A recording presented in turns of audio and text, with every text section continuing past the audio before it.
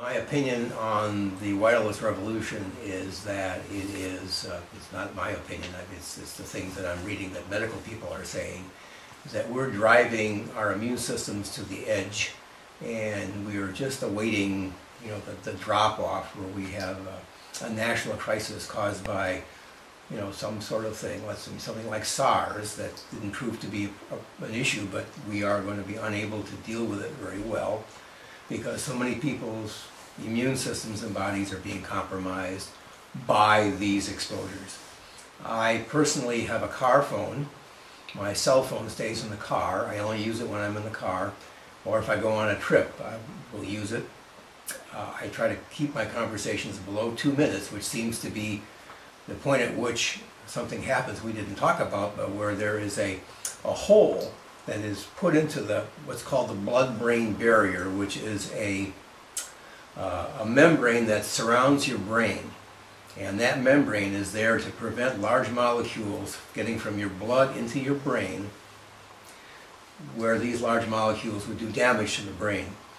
And they've discovered, this was in Sweden, this is quite a number of years ago now, probably 5 or 6 years ago, that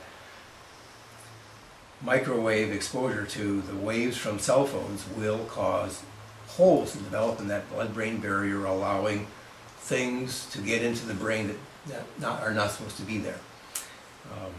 There's some thought that Gulf War syndrome, where it was the first war in which we used very high levels of microwave communications radiation. Every soldier had a radio in his helmet and so forth. They were exposed to these digital radiations at high levels.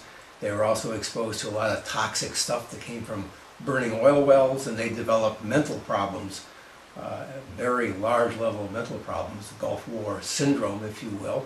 And there's a tantalizing, idea that the holes in the blood-brain barrier caused by the microwave digital radiation has led to the chemicals getting in the brain where they didn't belong and causing problems in the brain.